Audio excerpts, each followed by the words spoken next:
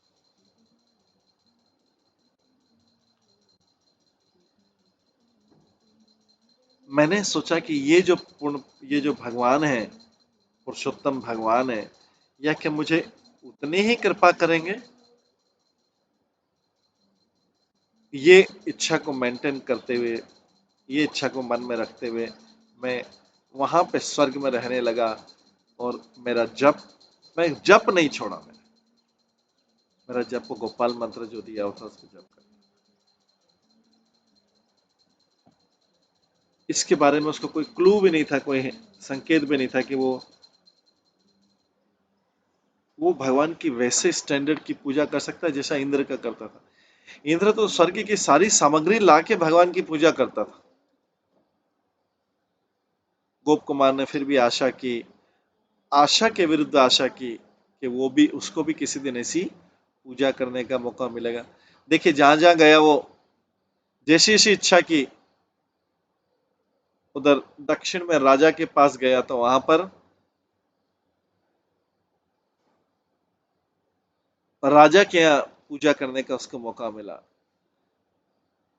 जगन्नाथपुरी गया तो जगन्नाथ जी में उसको मौका मिला, अवसर मिला। उसने सोचा क्योंकि भगवान, लॉर्ड तो भगवान है, उनके पास असंख्य पावर है, और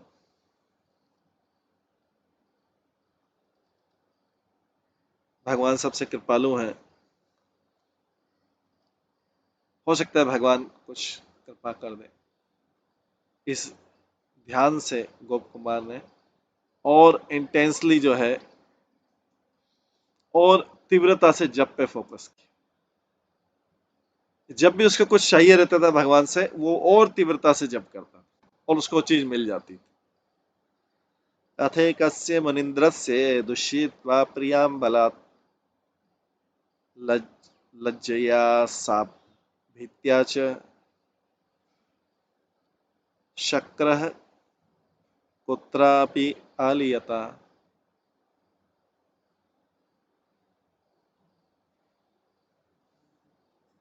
तो एक बार ऐसा अवसर आया, देखिए गोप कुमार जहां जहां जा रहा है, राजा के यहाँ राजा जैसे पूजा करने लग गया, क्योंकि राजा का देहांत हो गया।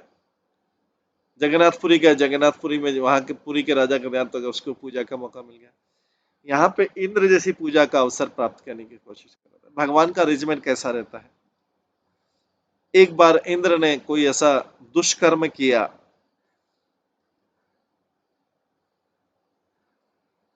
ऋषि के साथ, तो लज्जा के कारण और श्राप के कारण इंद्र जो है कहीं छुप गया जाके।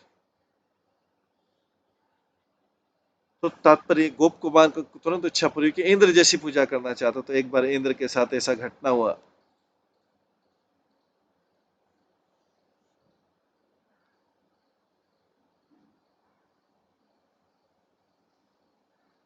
और उसने कोई दुष्कर्म किया, और इस प्रकार से इन परिस्थितियों में उसने अपने आप को छुपा लिया।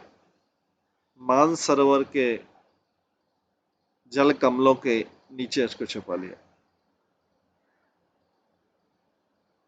जिससे किसी को पता नहीं लगे। देवेर अनिविश्य बहुधा स न प्राप्तो यदा ततः अराजकत्व त्रैलोक्यम अभिभूतम उपद्रव। डेमीगॉड्स ने, देवताओं ने उनको सर्च करने की, ढूंढने की कोशिश की हर जगह, पर उसको प्राप्त नहीं कर सके। और उस समय देवताओं का जो स्वर्ग था, स्वर्ग का सिंहासन खाली हो गया, और दैत्यों को पता लग गया। तीनों लोकों में उत्पात मच गया। श्री विष्णु राज्ञा देवे गुरुणा गुरुणा प्रेतिरे रथा केंद्रे पदे भिक्षुको हम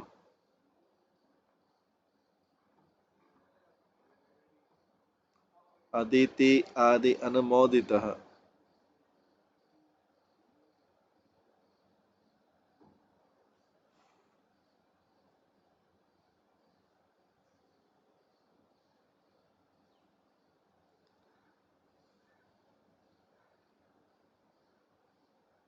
तब जो देवता लोग हैं विष्णु के ऑर्डर से और अपने गुरु की आज्ञा से, गोप कुमार बोलता मेरे को उन्होंने इंद्र की पोजीशन में बिठा दिया। और इंद्र की माता अदिति ने भी इस चीज को अप्रूव किया, भगवान ने भी यही बोला, सलाह दी थी, उनके गुरु ने भी सलाह दी, मुझे देवताओं के सिंहासन में बिठा दिया गया, देवताओं के राजा, मैं इंद्र की जगह बैठ गया।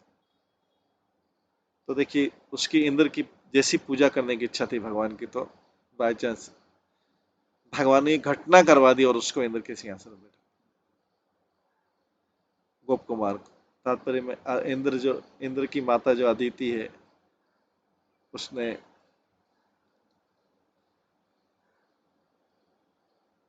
अपने पुत्र की सिंहासन पे गोप कुमार को बिठवा दिया, क्योंकि भगवान ऐसा चाहते थे। और इंद्र की वाइफ पत्नी सची देवी ने भी और इंद्र के सारे वेल विशर ने भी बोला ठीक है गोप कुमार में बैठ जाए, क्योंकि इंद्र जो है अभी भाग गए हैं। ततादितिम शचिम जीवम ब्राह्मणापि मानयन् त्रैलोक्ये वैष्णवीं भक्ति पूर्णां प्रावर्तयन् सदा। उसके बाद सची माता के प्रॉपर रिस्पेक्ट,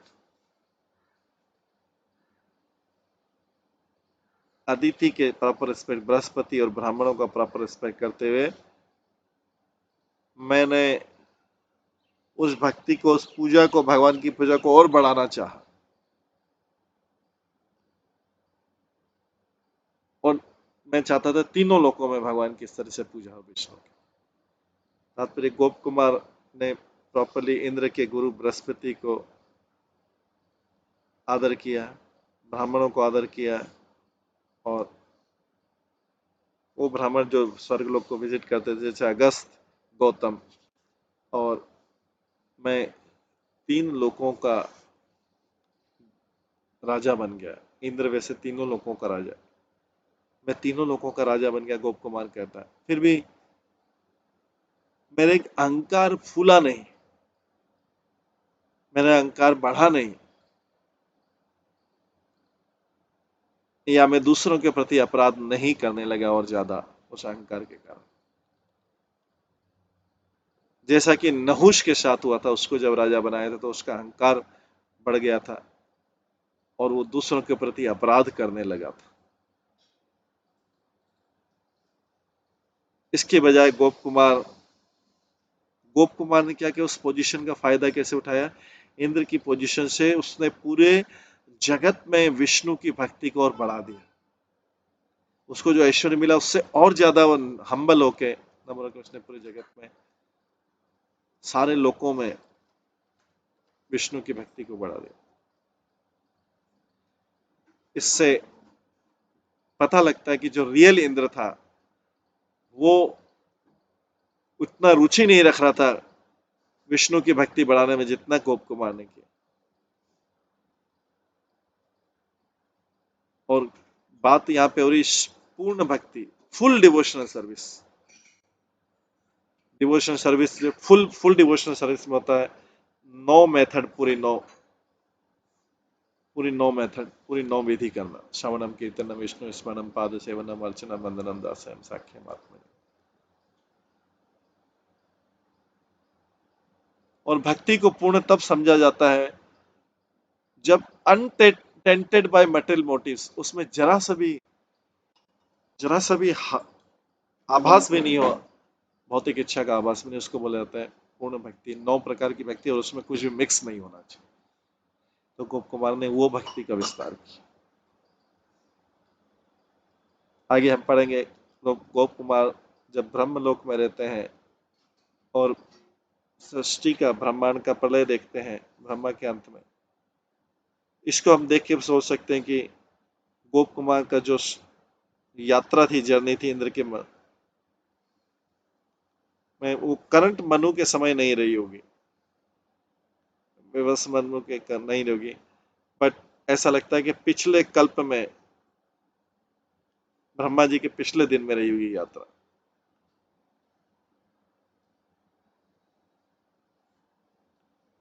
और फिर भी हर कल्प में अलग अलग लोग जो है इंद्र की पोजीशन लेते हैं और देवताओं की पोजीशन लेते हैं और ऋषियों की पोजीशन लेते हैं और उसी प्रकार की शक्ति रखते हैं, सामर्थ्य रखते हैं। युगे युगे विष्णु पुराण में आता है, युगे युगे भवन्ति एते दक्षाद्य मुनि सत्तमा पुनश्चैव निरुद्धयन्ते विविधांस्तत्र न मुह्यति।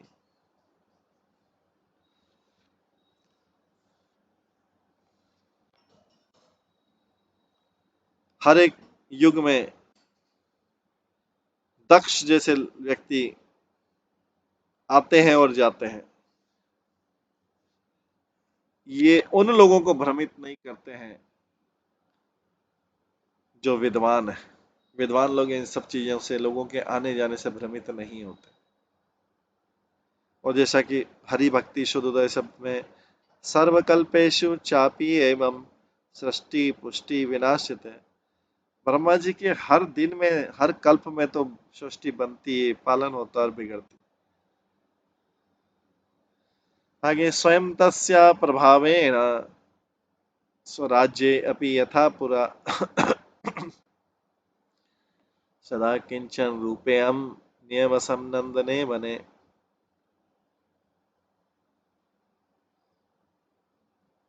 गुप्त कुमार बोलते हैं, जब मैंने कॉम्पिटेंट पूरा अधिकार के साथ शासन किया तो भक्ति के प्रभाव से, शुद्ध भक्ति के प्रभाव से मैं नंदन वन में भी उसी हम्बल स्टाइल में, नम्र अवस्था में रहने लगा जिसमें मैं हमेशा रहता।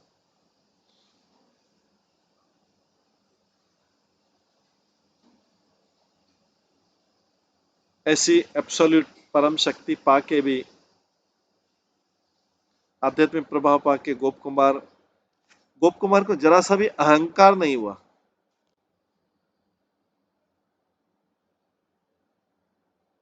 इसी अहंकार से व्यक्ति अपराध करता है।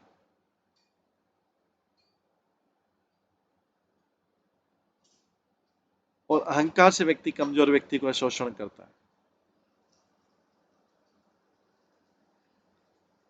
तो गोप कुमार अहंकारी नहीं हुआ, सारी पावर, इंद्र बन गया, राजा बन गया स्वर्ग।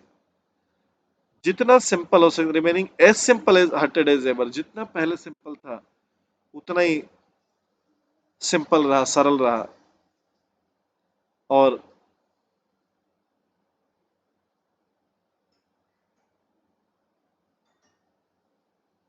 उस सिटी लाइफ से दूर रहा।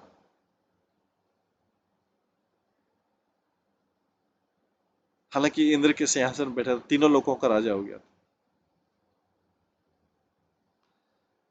अत्यम जस्य जपम शिवीयम अकृतज्ञ शंकया विस्मृतुं नैव शक्नोमि विस्मृतं नैव शक्नोमि व्रजभूमिं इमं क्वचित्।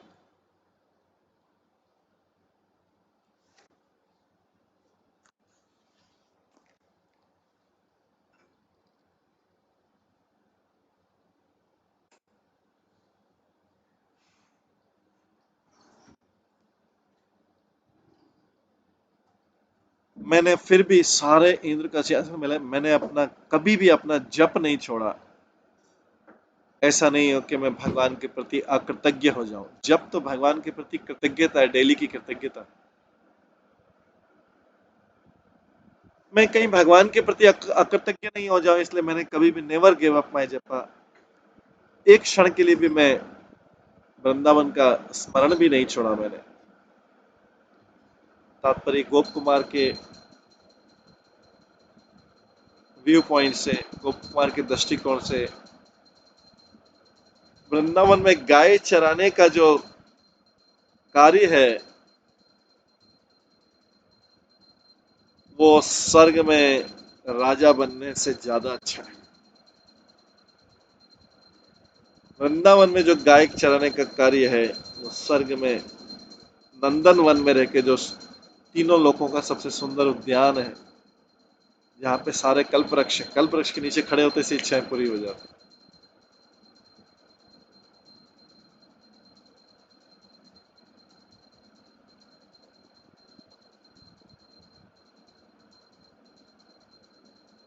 जब तक वो जप मंत्र का जप करता रहा, उसका एटीट्यूड जो है माया से प्रभावित नहीं हुआ, क्योंकि नेचुरल जो मदन गोपाल के मंत्र का स्वाभाविक प्रभाव है कि वो व्यक्ति को वृंदावन की तरफ आकर्षित कर देता है, वृंदावन में भगवान की लीलाओं के प्रति आकर्षित कर लेता है। ये इस मंत्र का प्रभाव था। भगवान के प्रति अकृतज्ञता नहीं हो, इतने सारे ऐश्वर्य मिलने पर भी गोप कुमार ने कभी भी चैंटिंग को एक क्षण के लिए भी त्यागा नहीं, और एक क्षण के लिए भी वृंदावन नहीं भूला। वो ये जस्टिफाई कर सकता है कि अब तो मुझे जैसा भगवान का दर्शन था मिल गया, अब तो अब मंत्र करने की क्या जरूरत है। लेकिन अभी चैंटिंग स्टॉप कर दो तो मंत्र तो अभी पूरा प्रभाव दिखाया नहीं, मंत्र का तो प्रभाव स्टार्ट हुआ है अभी। वो कभी भी मंत्र के पूरे प्रभाव को नहीं देख पाता, इसलिए मंत्र को स्टॉप करने का मतलब था भगवान के प्रति अकृतज्ञता।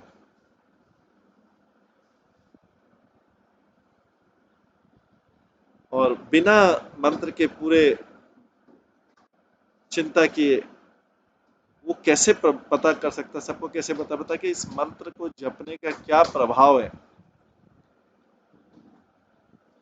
तच्चो दुख के तच्छोक दुख के अनुपत्तिमान शुष्काननोऽहं जगदीश्वरेण संरक्षितोष्ये मुहुकराब्ज स्पर्शेन चित्रिवचनामृतेश।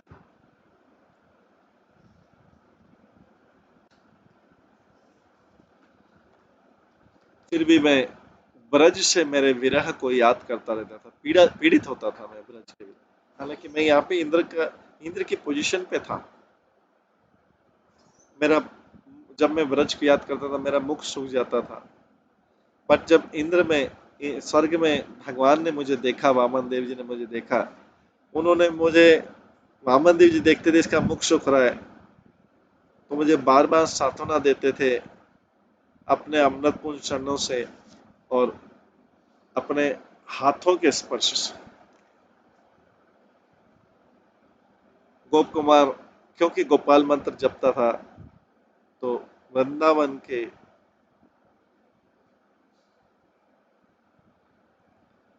अपने कार्यकलाप को नहीं भूल पाया, पर ये जो वृंदावन को याद करना उसके लिए बहुत पेनफुल था।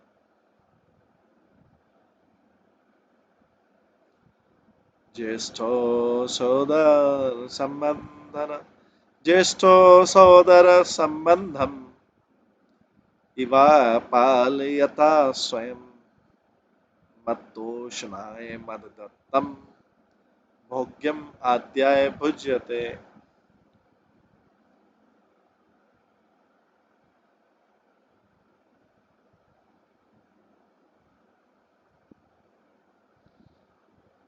और जैसा कोई व्यक्ति ओबलाइज रहता है बड़े भाई से के साथ एटिकेट करने में, भगवान डायरेक्टली उसका इंद्र का भोजन स्वीकार करते थे तो मेरा भी भोजन स्वीकार किया जो मैं तुमको देता था उनको आनंद देने की। गोप कुमार तो इंद्र के सिंहासन पर टेम्परेली बैठा था, भगवान वामन देव उसके रियल ब्रदर नहीं थे, फिर भी भगवान गोप कुमार से जो ऑफरिंग स्वीकार करते थे वो ब्रदरली मूड में स्वीकार करते थे, भाई के मूड में स्वीकार करते थे।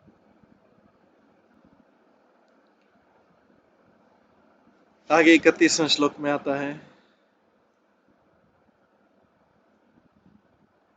तेन विस्मृत्य तद्दुःखं पूजया पूर्ववृत्तया प्रीयन्य स्नेह भवत्तम लाल येयम कनिष्ठवतः।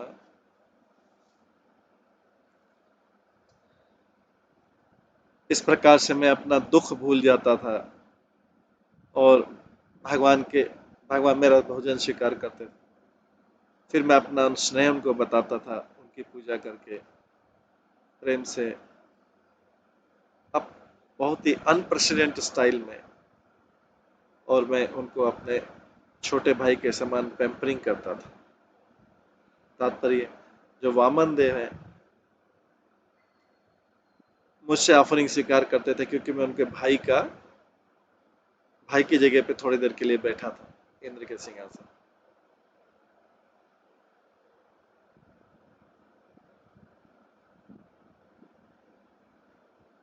वो कई बार गोप कुमार के हाथों को स्पर्श करते थे और उनको अलग अलग तरीके से प्रेम करता था। रिटर्न में गोप कुमार भगवान वामन देव के हस्त को स्पर्श कर सकते थे, जो ब्रह्मांड के स्वामी हैं, और उनको गले लगाते थे। ये अनुचित नहीं है क्योंकि दोनों के हृदय आनंद से भरे हुए थे। एवं मा एवं मां शास्तमापदय स्वस्थाने कुत्रचित् गतः उपेन्द्रो वसति श्रीमन् न लभ्येत सदीक्षितो।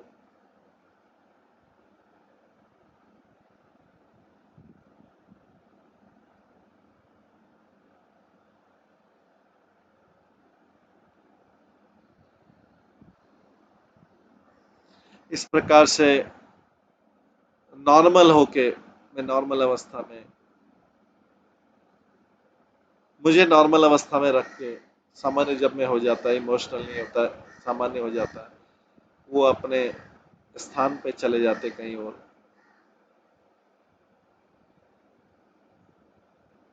हालांकि मैं वामन देव के साथ रह रहा था, लेकिन हमेशा वामन देव के दर्शन नहीं होते थे, फिर वो कहीं और चले जाते थे दर्शन। तात्पर्य, गोप कुमार तो गोप कुमार के भाग्य में तो और भी ज्यादा आनंद था और भगवान की और भी ज्यादा कृपा का आनंद था। परिस्थिति बदल गई, वो उसका इंटरेस्ट जो है स्वर्ग लोक में कम हो गया। वामन देव ने उनको कई प्रकार के स्नेह बताए, उनको मिथ्या अहंकार से प्रभावित होने से बचाया और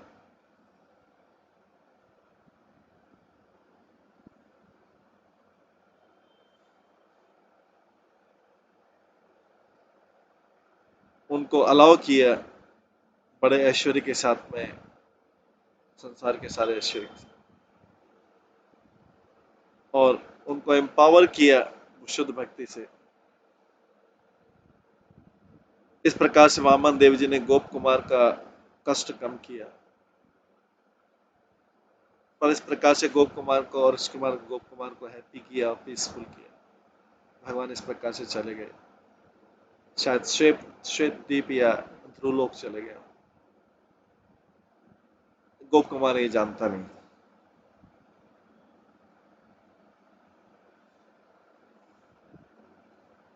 और उस समय श्रीमान यहाँ पे शब्द है जिसका अर्थ है भगवान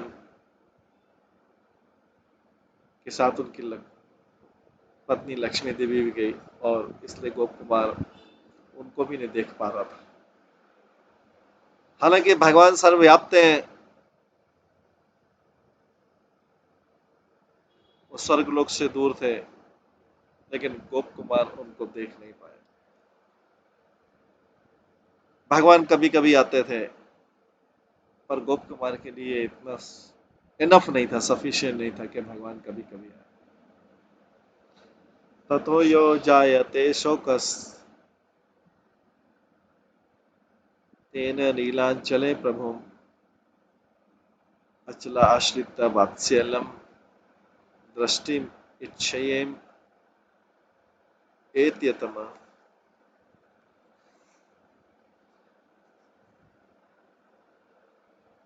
और ये जो डिस्ट्रेस था, मैंने सोचा कि ये मुझे नीलांचल की तरफ ले जाएगा।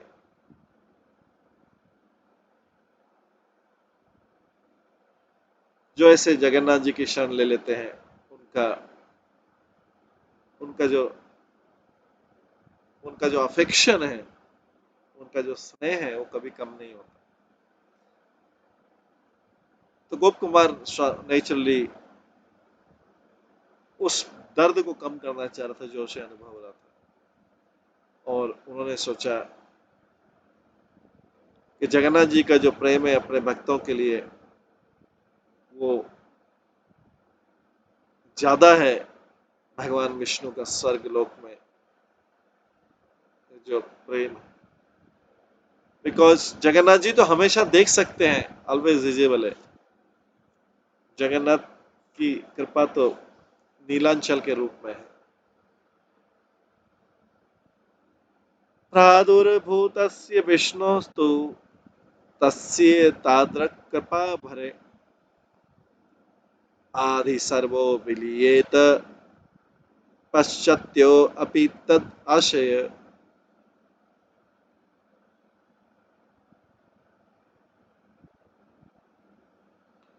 फिर भी जब विष्णु फिर से देखने को मिलेंगे, उनका दर्शन करने, उनका जो विशेष कृपा है, वो अलग अलग रूपों में उनकी जो कृपा है, वो डेफिनेटली मेरे हृदय को उनके विचारों से भर देंगे, और मेरा जो मेंटल पेन है, मानसिक दर्द है, वो चला जाएगा।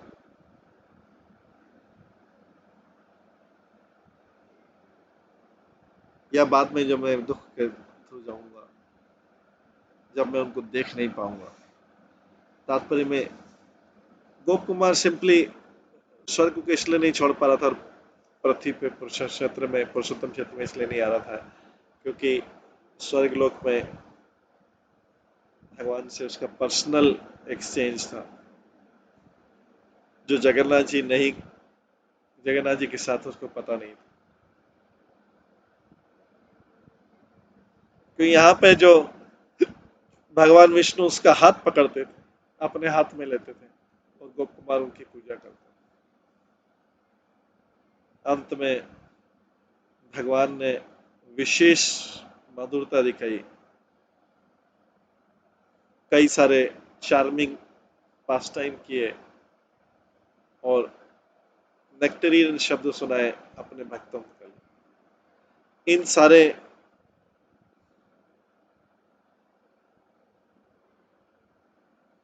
चीजों से गोप कुमार का जो मानसिक दर्द था वो चला गया, भगवान को नहीं देखने से दर्द था, और ब्रज भूमि में नहीं जाने का जो दर्द।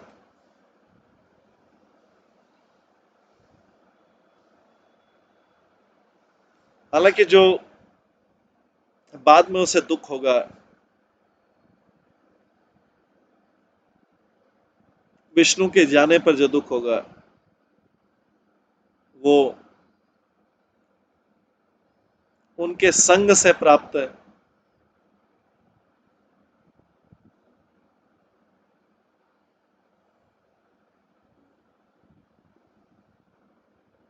उनके संग से प्राप्त सुख से ज्यादा होगा। गोप कुमार को फिर भी आशा थी कि विष्णु थोड़ी देर के लिए जाते हैं, लेकिन ऑलवेज रिटर्न, फिर से आ जाते हैं वापस।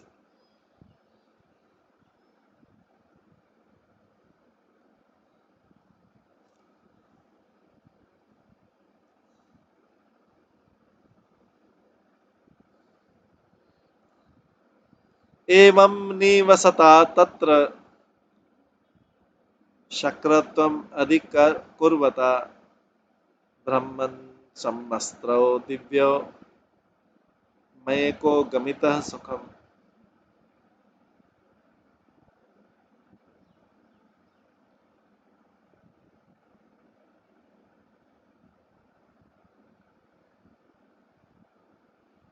और ब्राह्मण इस प्रकार में स्वर्ग में रहा, इंद्र की पोजीशन में रहा, और एक दिव्य वर्ष वहां पर बिताया, सेलेस्टियल ईयर्स, जो पृथ्वी के 360 वर्षों के बराबर होते हैं। तात्पर्य, इंद्र की ड्यूटी रहती है वर्षा करना, यज्ञ करवाना, दूसरे वैदिक कर्मकांड कराना, और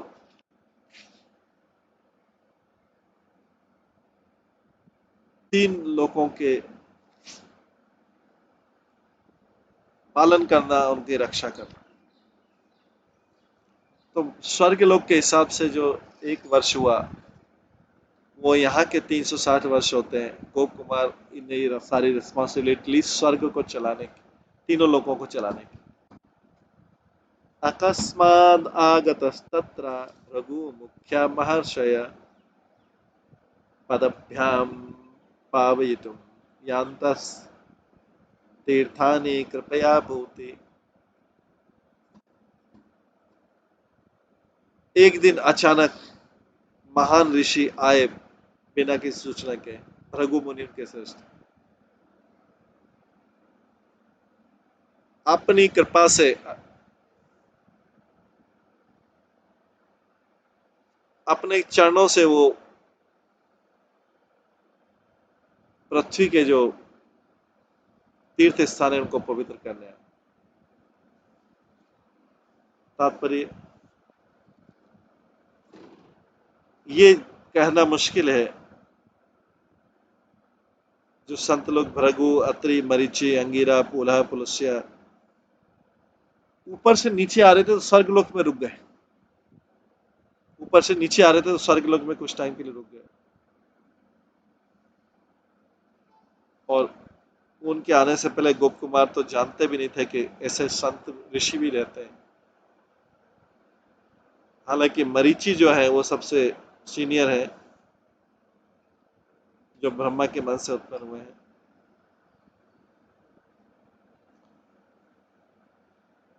ब्रह्मा के जो 7 पुत्र थे, भृगु, अत्रि, मरीचि, अंगिरा, पुलह, पुलत्स्य।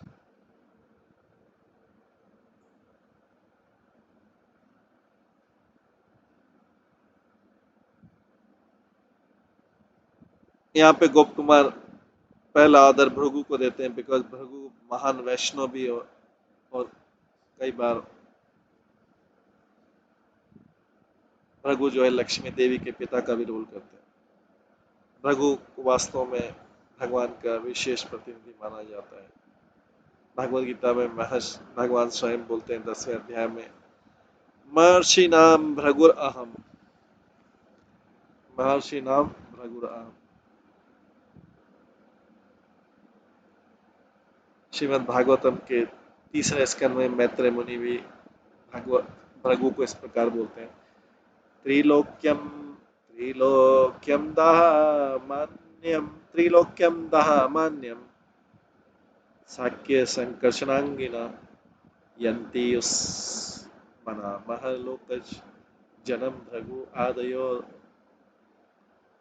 अरुदित।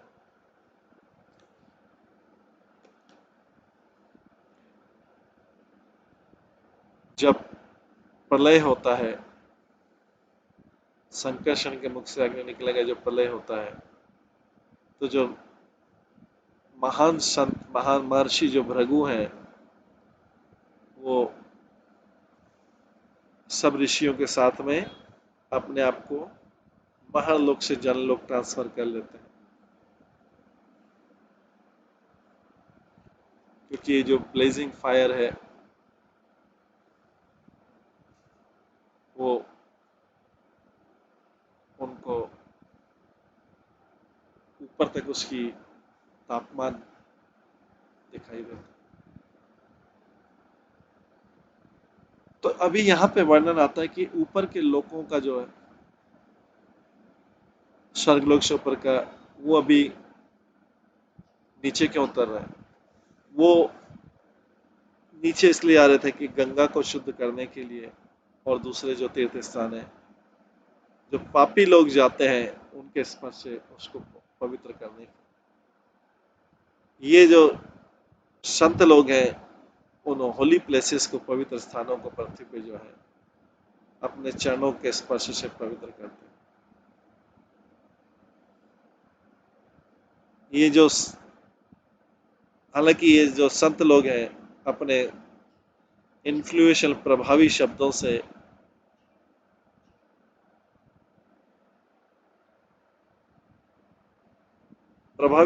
से ही पवित्र पति को पवित्र कर सकते हैं, मार लोग को छोड़े बिना। लेकिन जो दृष्टि, उनका स्पर्श, उनकी दृष्टि, उनके चरणों की, उससे पृथ्वी के सारे लोग पवित्र हो जाते हैं। बाहर लोग को छोड़े बिना भी वो पवित्र कर सकते हैं, लेकिन वो स्वयं आते हैं जिससे उनकी दृष्टि से और उनके चरणों के स्पर्श से सब कुछ पवित्र हो जाए। ससंभ्रम सुरे सर्वे ऋषिभिर्गुरुणा स्वयं विष्णुना चार्च्यं मानस्ते मया दृष्ट सविस्मयम्।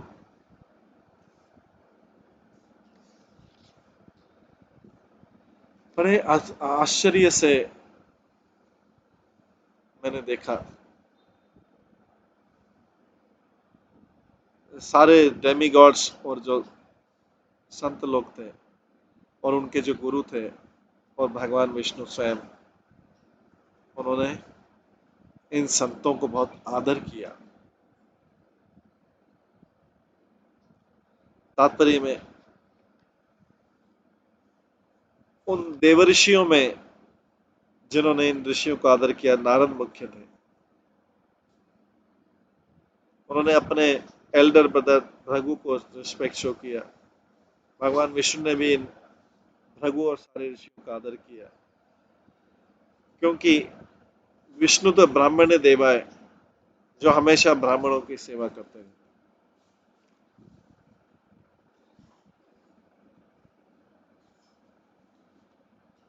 अहम च भिन्मो विष्णु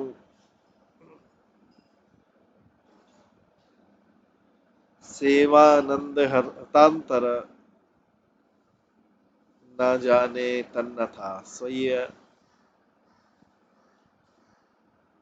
प्रेरिस्तत्र अपूजेयम्।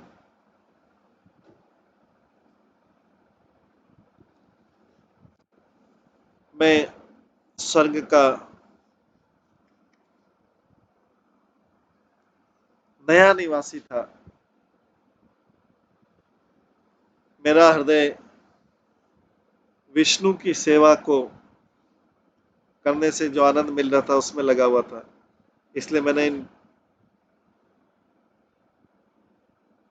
इनको रिकॉग्नाइज नहीं कर पाया, पहचान नहीं पाया इन संतों को।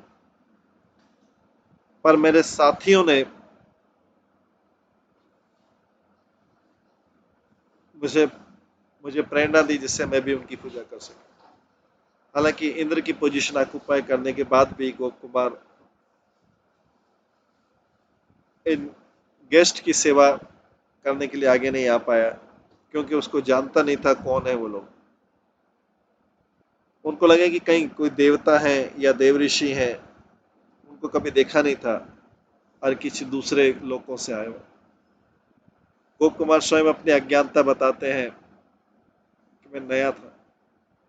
हालांकि स्वर्ग में रहते हुए 1 साल हो गया था उनका, देवता का 1 साल। वो भगवान लेकिन विष्णु की सेवा के आनंद में इतना बिजी था कि दूसरी चीजें सीख नहीं पाया।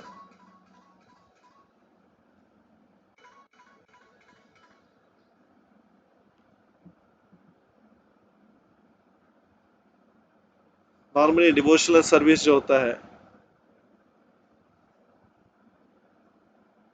ज्ञान को ऑटोमेटिकली देता है उन लोगों के ऊपर भी जो इनक्विजिटिव नहीं है। बट गोप कुमार का केस स्पेशल था। नारद मुनि जैसे इस 5वें अध्याय के अंत में एक्सप्लेन करेंगे, गोप कुमार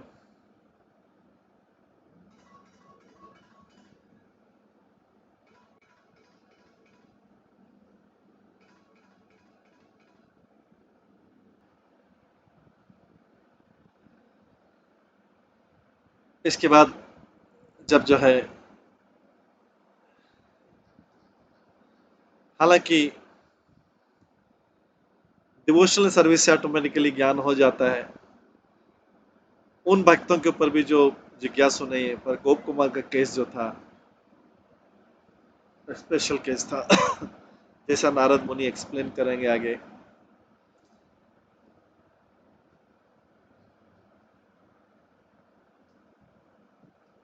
गोप कुमार उस विशेष कृपा को अपने गुरु की कृपा मानता है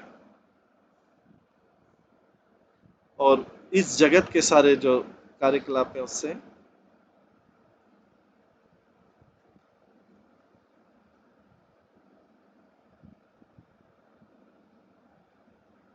प्रभावित नहीं होता।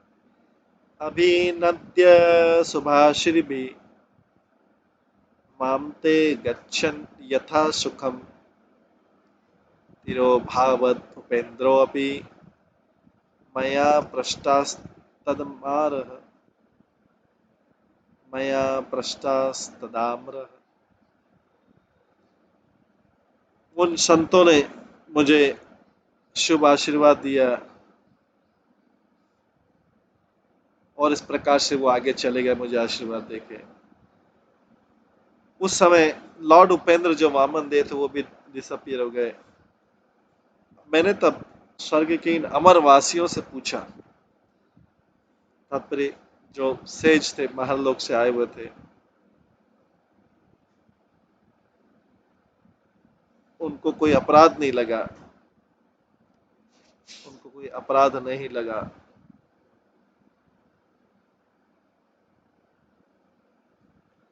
मैं ग्वाल बाल था, मैंने कोई विशेष उनकी पूजा नहीं कर पाया, लेकिन उनको कोई अपराध नहीं लगा। वो आगे चले गए और उसी समय वामन देवी जी भी अप्रकट हो गए। ये गोप कुमार के लिए बेनिफिट के लिए ठीक था, क्योंकि भगवान के सामने संतों के बारे में पूछना ठीक नहीं था, क्योंकि भगवान का जो उपस्थिति है उनके सामने ऐसी कोई वार्तालाप नहीं करनी चाहिए जिसमें भगवान की चर्चा नहीं। और जहां तक वामन देव का देखना था, गोप कुमार आनंद से डिस्ट्रैक्ट हो गए, वो सोच भी नहीं सकते थे स्वर्गलोक को छोड़ने का। पूज्या देवा नृणां पूज्या देवानाम् अपि अमीतुके किं महात्मया महातजो मया कुत्र वसंति व। डेमीगॉड जो देवताओं की पूजा मनुष्य करते हैं, बट उन लोगों की पूजा देवता भी कहाँ करते हैं? वो इतने महान क्यों हैं? ये जो तेजोमय लोग ये कहाँ रहते हैं? देवताओं की पूजा तो मनुष्य करते हैं,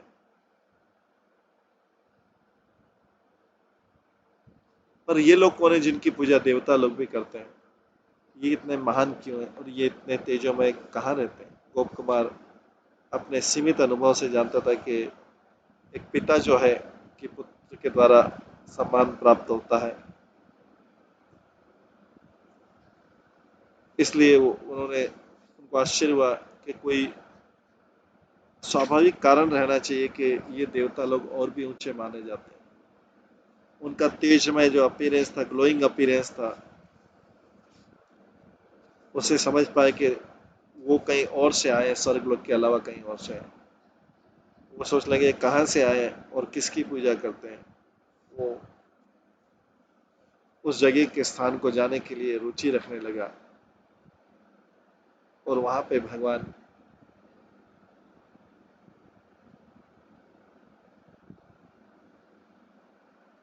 को जानने के लिए जिज्ञासु होने लगे। इस प्रकार हम देखते हैं कि गोप कुमार की जिज्ञासा बढ़ती जा रही,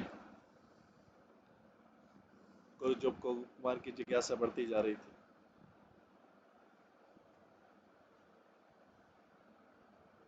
आगे भी हम देखेंगे गोप कुमार की आगे क्या इच्छा होती है, स्वर्गलोक से आगे कहाँ जाने की इच्छा होती है, ये हम कल की क्लास में श्रवण करेंगे।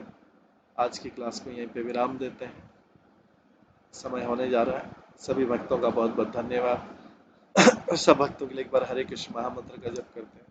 हरे कृष्णा कृष्णा कृष्णा हरे हरे, हरे राम राम राम हरे। श्रीमद् बृहद भागवतम की जय, श्री सनातन गोस्वामी की जय, श्री प्रभुपाद की जय।